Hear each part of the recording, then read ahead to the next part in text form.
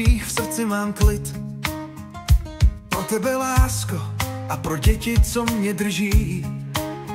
Není to o slovech, je to o tom, co prožíváme.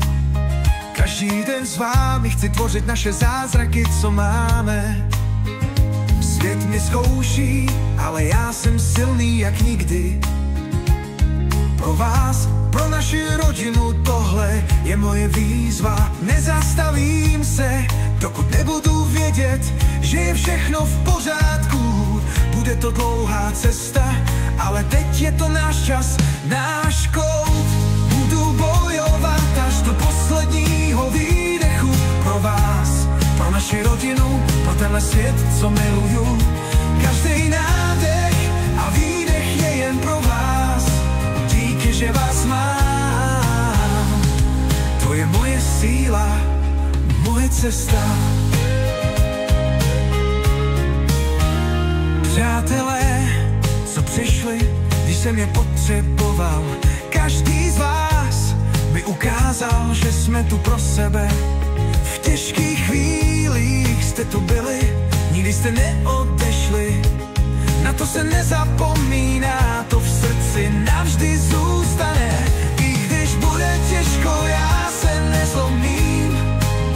Pro vás udělám všechno, to je pro mě hlavní cíl. Každý krok, co udělám, je pro naši rodinu. Dělám to pro vás, pro nás, to je moje pravda, moje jizvu. Budu bojovat až do posledního výdechu. Pro vás, pro naši rodinu, pro tenhle svět, co miluju. Každý nádech a výdech je jen pro vás. Díky, že vás mám. To je moje síla, moje cesta. Každý den je nová výzva a já nikdy nehubnu.